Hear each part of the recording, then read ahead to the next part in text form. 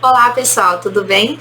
Na aula de hoje nós vamos continuar a falar sobre a vida no solo, capítulo 5. Vamos lá? Bom, na aula anterior nós falamos um pouquinho sobre a importância dos animais no solo. Um deles é a minhoca, né? Nós não havíamos comentado sobre ela. E hoje a gente vai falar um pouquinho sobre por que as minhocas são tão importantes.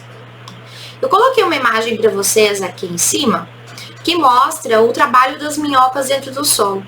Bom, as minhocas, elas facilitam o arejamento do solo, porque elas cavam túneis. Esses túneis, eles facilitam a entrada de ar e de água dentro do solo. E isso faz com que o oxigênio entre no solo, né? Justamente porque as plantas precisam também desse ar para fazer a respiração, né? Desse oxigênio para a respiração. Além disso, ela permite com que esse solo ele seja descompactado. Mas o que seria compactação? A gente pensar lá em compactação, como se você estivesse em cima de um solo, vamos pensar lá de uma argila, e você ficasse pisando em cima dessa argila. Com o passar do tempo, ela vai ficar tão sólida a ponto de não ter partículas de ar dentro dela, né? Então, as minhocas, elas acabam cavando esses buracos e facilitam para que esse solo ele se torne um pouco mais fofo. Lembra-se do trabalho das formigas, que eu cheguei a comentar com vocês, que as formigas acabam também facilitando, as minhocas também, mais ou menos esse mesmo processo, né? Porém, no caso das minhocas, nós temos somente os túneis que são cavados. Além disso, as minhocas, elas se alimentam dos nutrientes que estão na terra. Então, ao consumir, né, esses nutrientes, elas, ao defecarem e excretarem o que elas não vão absorver, elas acabam facilitando para que aconteça esse processo de incorporação dos nutrientes no solo, né? Então, o trabalho delas é extremamente importante. Uma outra curiosidade: quando nós estamos sobre uma chuva intensa, né, o solo fica extremamente encharcado, as minhocas, elas têm uma respiração do tipo cutânea, né? O que é isso? Elas respiram pela pele.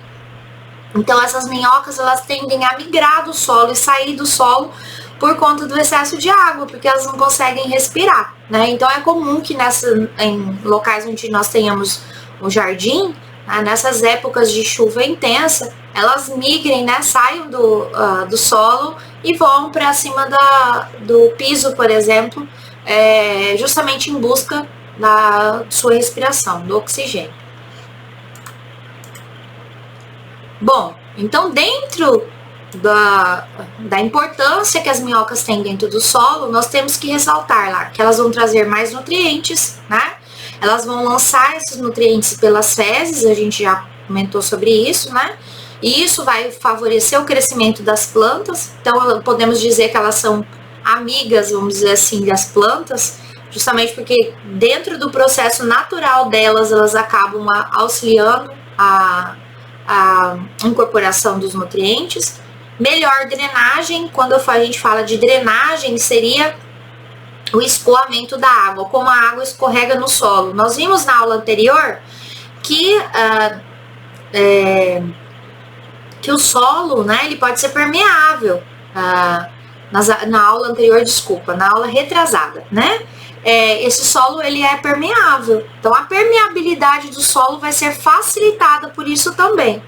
Além disso, elas favorecem a mistura dessas substâncias, né, que vão ser cimentantes. Como assim? Vão dar liga a esse solo.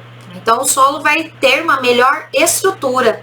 Elas são capazes de aumentar lá a espessura do solo, justamente porque vão fofar esse solo, né? Esse solo vai ter maior quantidade de ar, então ele tende a elevar na superfície.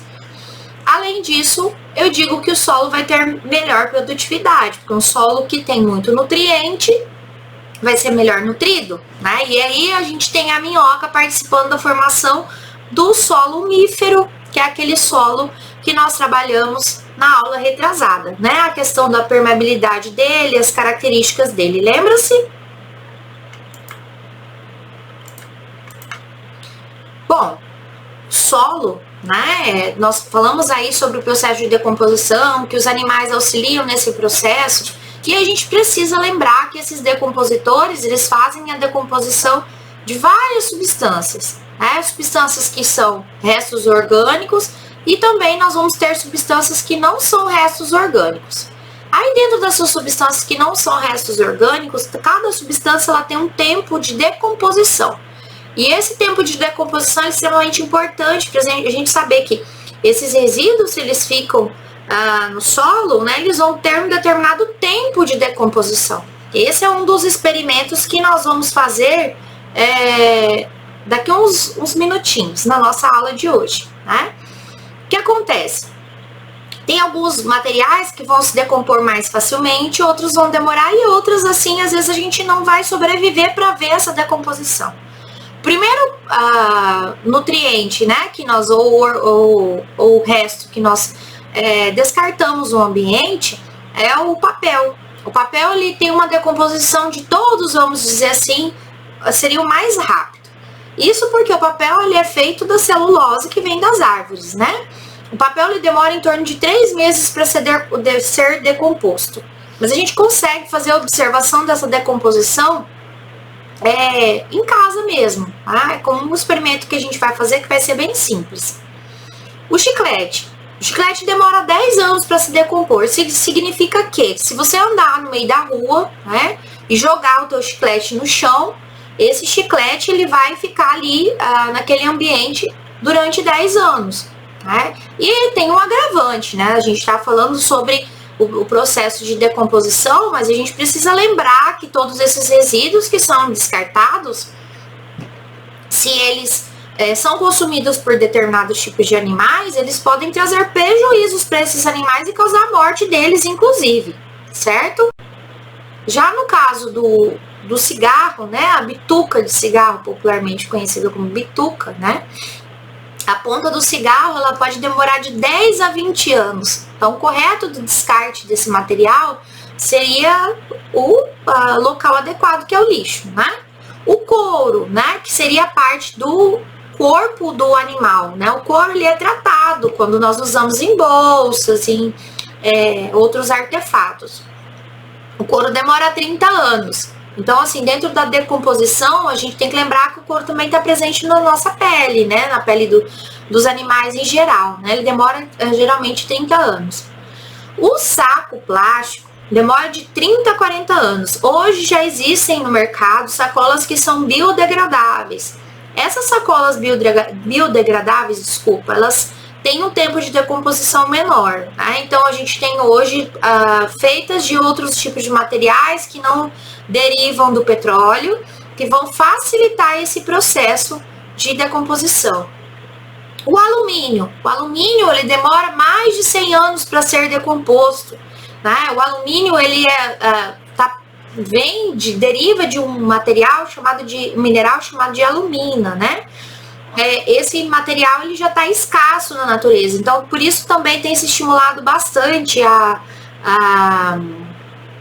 reciclagem desse material, né? Hoje já é bem comum. O Brasil é um dos grandes recicladores de alumínio. A caixa de embalagens longa-vida, que a gente encontra lá suco, leite, né? Essas embalagens, elas demoram mais de 100 anos. Isso porque na composição dela, nós encontramos, além do papel, um metal, que no caso, a maioria das vezes, é um alumínio, né? Esses materiais, eles têm tempos de decomposição diferentes. A garrafa PET demora mais de 100 anos. Hoje no mercado a gente já tem inovações, né, em garrafas e que diminui o percentual de plástico.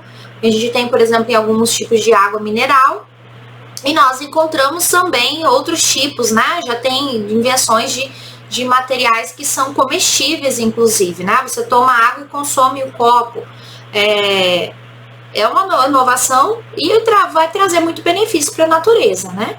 E já o vidro demora lá 4.000 anos. O vidro, ele é 100% reciclável, então é um dos componentes que, se a gente pudesse reciclar, seria extremamente interessante, justamente porque ele vai voltar, né? Nós vamos precisar novamente extrair. Não sei se você sabe, o vidro ele é feito a partir da sílica, né? Ou da areia. E em alta temperatura ele vai fazer essa formação desse material que nós conhecemos. E quanto mais materiais nós geramos para o ambiente, maior o tempo de decomposição e maior o sofrimento da natureza. Né? Quando nós falamos da importância dos animais, a gente está trabalhando em nutrientes orgânicos, que são aqueles resíduos de seres vivos. Quando nós estamos falando desses outros tipos de resíduos, necessariamente eles vão ser prejudiciais para a natureza, né? Porque eles vão trazer lá um tempo de decomposição maior. Além disso, todo resíduo decomposto ele produz um líquido que a gente chama de chorume. E no caso de alguns tipos de resíduos, a gente tem um chorume que vai ser, no caso o plástico e etc., que vai ser potencialmente perigoso, né? Porque vai liberar lá substâncias químicas dentro do solo que podem vir a ser incorporados, por exemplo, nas plantas, nas frutas e etc., que a gente vai acabar consumindo. Então não é legal utilizar esses tipos de resíduos.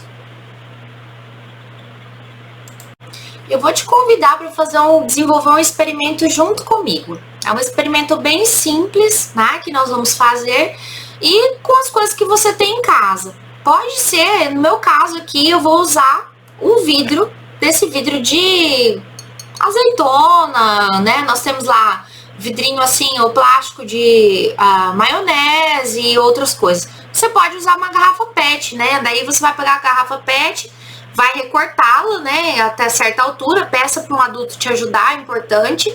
E depois você vai colocar tudo que precisa colocar dentro e encaixá-la e pregar uma fitinha adesiva só para segurar esse material. A garrafa PET ela é interessante porque, né, como a gente viu, o PET é descartável. Eu vou usar esse vidro aqui porque depois eu vou utilizar em outros experimentos, assim que eu terminar.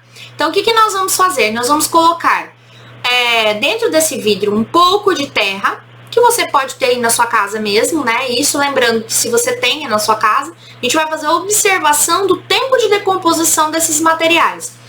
Então, eu vou colocar terra dentro dele e eu vou selecionar alguns materiais de produtos feitos de produtos diferentes. Então, por exemplo, lá metal, pode ser um clips que você tem na sua casa, pode ser um prego, né? Tem que lembrar, importante lembrar da sua segurança, né? Então, eu vou colocar aqui dentro um pedacinho de papel, pode ser um papel que já está usado, inclusive, tá? Um pedacinho de papel, um clips que é de metal, um pedacinho de plástico, eu posso colocar. E eu vou indicar colocar também ou uma folha de árvore no caso, ou você pode colocar também um resto orgânico da sua casa. Uma casquinha de ovo que vai ser descartada, um pedacinho de maçã que você consumiu, tira um pedacinho e coloca. Você vai fechar esse material e vai fazer essa observação durante 30 dias. O que eu queria que vocês fizessem? Vocês vão responder lá a pergunta, né? Primeira pergunta: qual foi o material que começou a se decompor primeiro? O que você está observando? A segunda pergunta: durante essa decomposição, será que criou fungo? Apareceu bactéria? Teve modificação desse material? Assim, visualmente falando, estou observando lá um metal. Será que esse metal ele está enferrujando? Ou eu estou percebendo lá que tem mofo em cima dessa terra, né? Além dessas duas perguntas, qual seria o material que você não conseguiu observar aí a decomposição dele, tá? Faça esse experimento e faça sua anotação naquela folhinha que nós temos de bloco personalizado. Você vai anotar esse experimento, fazer o registro dele durante esses dias. E aí, nós vamos, ao final, lógico, né? Quando voltarmos às nossas aulas presenciais, a gente vai discutir um pouquinho sobre o tempo de decomposição desses resíduos, ok? Bom, dentro do que a gente está trabalhando, eu coloquei para vocês aqui que existem outras alternativas que a gente pode utilizar para os resíduos. Uma das alternativas é a utilização de uma composteira. A composteira, ela melhora, né, o solo. Eu posso utilizar esse solo para as plantas que eu tenho na minha casa, para nutriente do solo mesmo. Posso utilizar como um herbicida, vamos dizer assim. Não seria um herbicida, um inseticida natural, né? Porque parte do resíduo que é colocado ali, a gente já vai falar sobre isso, ele pode ser, potencialmente, ele serve como um adubo natural e também ele pode matar alguns tipos de insetos ou pragas que vão acontecer nas plantas. Funciona assim, né? Aqui a gente tem uma composteira que seria uma composteira comprada, aí no lado que vocês observam aí. Ela tem 3 caixas, né? Na primeira caixa são colocadas minhocas e os restos de alimentos junto com terra. Essa terra necessariamente não precisa ser uma terra preta, pode ser uma terra comum. Essas minhocas, elas vão transitar e vão consumir esses alimentos, aí elas transitam entre 2 caixas. Na segunda caixa a gente também tem terra preta, né? Ou terra solo comum.